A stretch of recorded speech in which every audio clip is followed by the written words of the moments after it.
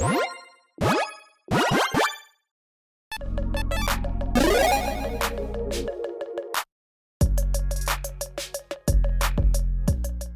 everyone, Mitch coming in for the Commander Score Studio. Welcome to the show. So Lost Caverns of Ixalan spoiler season is continuing on. We've got yet another exciting commander, and one that I think is very unique. One that, well, I think can be pretty spicy, and one that can just, well, destroy everything. Yeah, I don't know why I said like that. Anyways, Amalia? I'm gonna go with Amalia. For whatever reason, I want to say like, in my head, like Incubus song, like Anomaly comes in my head, so it's like Amalia. It's not right. Amalia Benavides Aguirre. Close enough. 2/2 Vampire Scout with Ward, pay 3 life for Orzhov colors. Whenever you gain life, Amalia Explores. There we go. We got there. I was gonna say the whole thing, and then I was gonna mess up the name. So here we go. Amalia Explores. There we go. Then if Amalia's power is exactly 20, destroy all other creatures. So, okay, let's just remind you what exploring is, because it's been a while since it's been Ixalan, and there's not too many popular cards that explore. To have this creature explore, reveal the top card of your library. It goes in your hand if it's a land automatically. Otherwise, you get a counter on that creature, and you can put it back on top of your library or into your graveyard. So kind of like a choice surveil, basically, with a counter on it. And yeah, so this can be basically card advantage when it comes to just getting lands off the top, which are typically later in the game dead draws, so that's fantastic. Or also just kind of, again, like a surveil, like being able to ditch cards that you don't want on the top of your library, or actually get cards in your graveyard that you want there. Regardless, gaining those counters whenever you gain life, and whenever you hit something that's not a land, of course, you can guarantee that you can keep hitting that same thing over and over again if you keep putting it back on top, so keep that in mind. And again, once this commander's power is exactly 20, then you say, boop, I am a one-sided board wipe. Well, probably, maybe not one-sided. I'm a board wipe where I take out all creatures except for myself, so this is technically repeatable. Now, on its face, not repeatable because, yeah, once you're at 20, you're just going to keep going up from there, right? That being said, there are ways to actually remove counters. We'll talk about some of those here in a bit, so we can play with the number of counters on this. And also, of course, yeah, I mean, if this is reset, like if you actually maybe, you know, get it taken out, if you sacrifice it in like a Feign Death type effect, get it right back out, you can get things going again. Obviously, when it comes to gaining life, there are an absurd amount of ways to gain life in these colors. These are the two best ways to, you know, just colors typically to gain life. So yeah, you've got a lot of options there. And when it comes to gaining life, repeatable options are fantastic again, because it's like whenever you gain life, it explores. So it doesn't care how much life you gain. Like, oh, I just gained 50 life in one shot. That's going to do the exact same thing as just gaining 1 life. So you want different instances of life gain, and the more instances you have, the better this is going to be. So yeah, being able to get up to that 20 when you want to, that can be fantastic. And being able to, yeah, explodinate all the creatures again and again and again can be a great way to go about that. So yeah, an exploring commander, absolutely love it. One that likes life gain, and then one that also says, hey, play with counter management in a way and just destroy the creatures, and also maybe find some ways to make it a one-sided board wipe. Yeah, I think this can be really spicy. I think commander players out there can be pretty excited about this one, and yeah, if you are one of those players, well, make sure you check out that card list link in the description below. Got to be talking about the budget bias cards that are less than $1 and the price your picks cards that are more than $1 in this episode that I'm recommending for this commander. So all that said, let's jump into it.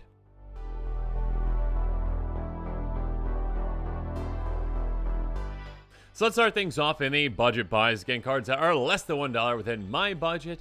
First up, Daxos, a fantastic one for this commander because it gains its life in many ways. First up, whenever the creature you control enters the battlefield or dies, you gain 1 life. So again, if a creature comes into play, cool, you gain a life. If a creature dies, cool, you gain a life. So either way, you're gaining life. And of course, when your commander goes boom, all of a sudden you're going to be gaining a good amount of life right then and there as well. So make sure you're keeping that in mind. Of course, your commander getting up to 20 power also can just very easily become a one-shot KO on any player. You just need 1 extra little power to do so. And of course, your commander is going to be getting through on players because they don't have any creatures. Moving on, Ellis Ilkor, Sadistic Pilgrim, a 2/2 Death Touch Phyrexian. It says, whenever the creature is battlefield under control, you gain 1 life. So again, like Daxos, we get that gain side, but also there's a pain side to it as well, because whenever a creature you control dies, each opponent loses 1 life. So a way to just say, yeah, I've got creatures in play. They're going to go away when my commander pops, and all of a sudden, take out a lot of players. Next up, Revenge of Ravens. This is a great one for this kind of a commander because it can have a ton of instances of life gain. Whenever a creature attacks you or a planeswalker you control, that creature's controller loses life and you gain 1 life.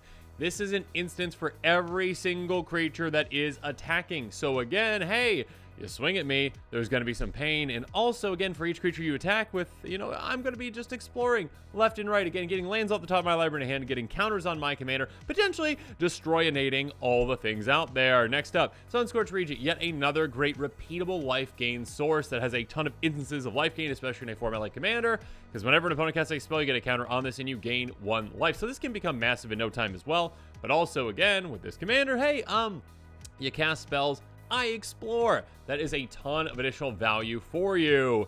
Next up, though, even a simple land. Scout Barrens can be great. Enters the battlefield, test for both of our colors. Oh, and by the way, we gain 1 life. So again, this is basically just, hey, surveil, potentially draw a card if it's a land, get a counter on your commander. It's a fantastic additional benefit. And there's a decent amount of lands out there, like, those Streets of Nuka Pendant lands as well that gain life on ETB essentially. So make sure you're keeping all of those in mind with this kind of a commander, because again, the more instances of life gain you have, the more easy it is going to be for you to get to that 20 mark quite quickly, or I should say when you need to. Next up, this one is massive. This one is huge. This one is crazy good, potentially the golden pick for this commander. Retribution of the Ancients, an enchantment for a single black mana. Pay a black, remove X counters from non-creature you control. Target creature gets -1, -X/X till turn. This is so simple. This is so effective. This is so easy. All you need to do is, okay, I got my commander to 20 power. Cool. Oh, that destroys everything. All right, I'm just going to pay a single black mana. I remove 1 counter from it.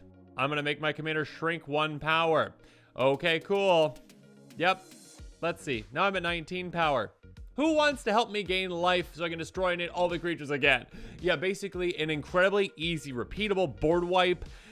Yeah, this is going to be quite good. And of course, if your opponent maybe has an indestructible creature as well, yeah, you can take it out with this quite easily with your commander too. So keep that in mind. Yeah, this is crazy, crazy good. Speaking of which, Black Glitter Forge, if you need a little help kind of getting your commander up to, again, 20 power, again, keep in mind, it doesn't matter how many counters are on your commander. It's not like, oh, when you get 20 counters on this commander, then do this. No.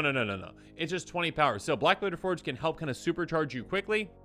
+1 for each land you control. Other kinds of equipment can help too, obviously. But yeah, being able to say, okay, my commander just has a boost of like 8 power to start or whatnot, essentially. So I need to get like 10 counters on to get things going. So definitely keep in mind other power sources. Moving on, Walking Atlas. There's not too many ways to get extra lands into play from your hand in Orza, but there are some ways. So this one can be a great one. Tap, put a land from your hand on the battlefield.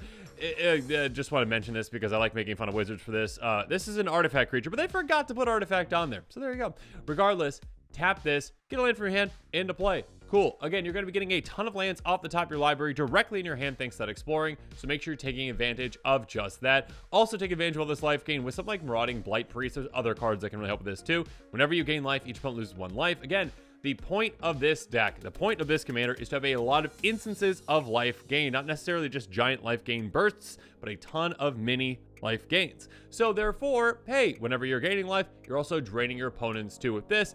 And also there's some combos with this too. If you really want to go in that direction, cool. If not, though, it's still yet another way to take your opponents out quite quickly with this kind of a commander. Finally, make sure you're considering graveyard cards like Dread Return. Dread Return is a great one. Bring back a creature from grave to the battlefield. Again, you are going to be having a lot of Explorer triggers, and when that happens, you're going to be probably putting a lot of cards, well, in your hand with lands, and then also cards probably into your graveyard as well. And if those are great creatures, well, you can get them back with this. And also, of course, flashback. Cards with flashback are huge for this commander too, because it's just basically kind of giving you like an extra couple cards, extra hand essentially in your graveyard. Sacrifice 3 creatures. It's probably gonna be no big deal for you. Get something else back from your graveyard that is even better. So yeah, make sure you're keeping that in mind. And of course, sacrificing creatures can even be a good thing again with those triggers, like, Daxos, gain some life too, why not? So yeah, kind of like a reanimation package could be good in this as well as considering like flashback, jumpstart cards I don't think are in these colors actually. But yeah, cards that you can get out of your graveyard and utilize, make sure you're considering those. Escape, that was what I was gonna say, escape. There we go.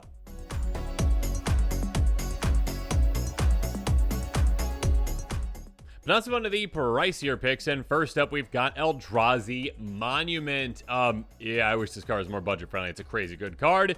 Artifact for 5 mana. Creatures you control get +1/+1.5 flying indestructible. At the beginning of your upkeep, sacrifice a creature. If you can't sacrifice this, again, depending on how you build this deck, yeah, you're probably going to have a good amount of creature fodder out there because you got a lot of those Daxos type things. You got a lot of those cards that say, hey, when creatures come into play or leave play, you gain some life. So by making a bunch of creature tokens, well, you've got creature fodder as well, and you can sacrifice those to keep this in play. And by keeping this in play, you get to keep your creatures in play every single time your commander says, oh no, 20 power, boom. So yeah, it's going to be a one-sided board wipe. Making your commander into a repeatable one-sided board wipe is massive. So also, yeah, basically any way to give your creatures indestructible is great. I mean, yeah, there's those one-off ones. Most of the one-off ones are going to be more budget-friendly for you. One that is not budget-friendly, though, that's not a one-off is Avacyn. Yeah, $30. Gross. 8/8 Angel. Flying Vigilance, indestructible. And oh, what is that? Also, other predators you control of indestructible. Yeah, it's 8 mana, but it's well worth it. Again, this just says, hey, everything I have is nearly untouchable, and all of a sudden, again, my commander is a repeatable one-sided board wipe. And if you don't have any way to deal with my commander or to deal with this, and I, of course, have a way like in Retribution of the Ancients to deal with the number of counters on it, you're going to be in trouble, and you're never going to keep creatures in play ever again. Moving on. Speaking of actually kind of working with that Retribution of the Ancients type thing, Nesting Grounds. Very simple, very effective.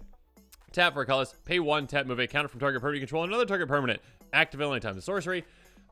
Yeah, basically, it doesn't matter what in the world you move a counter from your commander onto. You can put it onto a land for all I care. Just get a counter off your commander, reduce its power, and then all of a sudden, you can just say, oh yeah, I'll just explode the board again. So yeah, a great card. And one that, again, really doesn't take up a slot in the deck. You're in a 2-color deck. Utility lands like this one are fine to include. To a point. Don't include like 36 utility lands. You need basics as well. Anyways, moving on. Resourceful Defense. A great one as well. Enchantment for 3 mana. Whenever a permanent you control leaves the battlefield, if you had counters on it, put those counters on target permanent you control. So again, yeah, technically if your commander gets dealt with, you can just say, oh sure, I'll take all these counters off my commander, throw it onto this creature, and all of a sudden that is a giant, massive creature.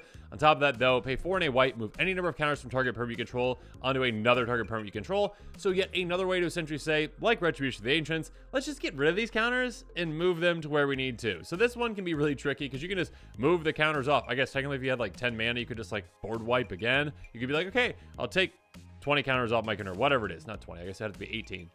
Off my commander, put it onto something else. Cool. I'll do that again. Take those off that, put it onto my commander. All of a sudden, my commander is 20 power again. Boom, board goes bye-bye. Now, that's a ton of mana. You probably do that over 2 turns, but yeah, just whatever way you need for counter management, make sure you're considering these kinds of cards because they are crazy good with this kind of a commander where you can really use and abuse that board wipe aspect. Next up, oh, Soul Sisters, please just become a little bit more budget friendly. You're just so close. Soul Warden, a 1/1 human cleric for a single mana. When another creature in the battlefield, you gain 1 life. The big difference between this one and Daxos and those kind of cards is this counts every creature, not just your own. It counts your opponents as well. So your commander is going to be exploring in absolutely no time at all.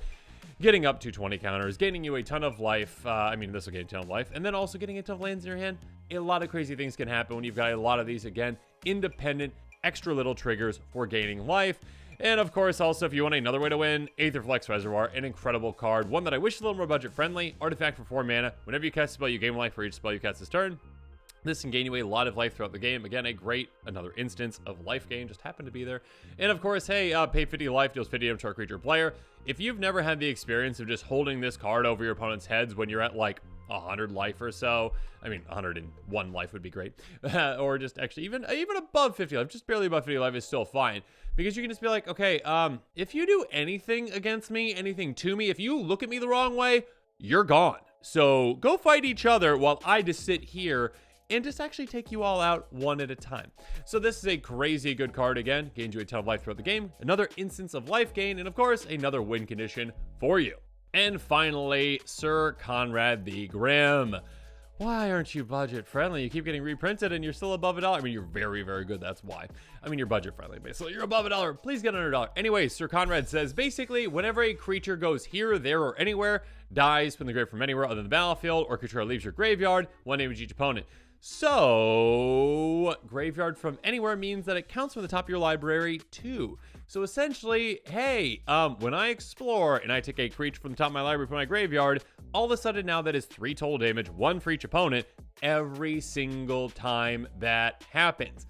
On top of that, if you can get this lifelink in one way or another, you're going to be exploring more and more and more and more. And this could technically go, I mean, not infinite, limited by your library size and limited on what you can hit, but it could be a really cool like little combo for you as well. I guess until your commander says, hey, you know what, I'm at 20, and then Sir Conrad, you're gone, unless it's indestructible, or unless you're already over 20. So yeah, a really cool, crazy combination, though, with this kind of a commander. But now this episode is coming to a close. It's time for me to hear from you. So in the comments below, let me know what the thoughts are on this commander. And yeah, I guess I've been saying this commander, but also this could be a great card in the 99 as well for decks that care about, well, life gain and different instances of life gain, and maybe not just caring about wiping the board here and there and everywhere. So make sure you're considering this one. If you are interested in this commander, make sure you check out that card list link in the description below. And of course, as always, well, stay tuned to this channel for more exciting quick takes and spoilers. And as always, again, thanks again, and have a good one. This show and episodes like this one are possible thanks to viewers like you. If you're looking for an easy way to help support this show, make sure that you like, share, and subscribe. Also, hit that bell notification icon so you don't miss any new episodes. You can also go check out our playmats and other merchandise at thecommandersquarters.com. We also have a ton of brand new t-shirt designs in stock, so make sure you check out those as well. Another easy way to support this show is with our TCG player affiliate links. So whether you're buying a deck or individual cards, you can use this general link right here or one in the description. And the final way that you can support this show is by supporting us directly by becoming a patron. There are many benefits to being a patron, and I truly couldn't do this without all of their support.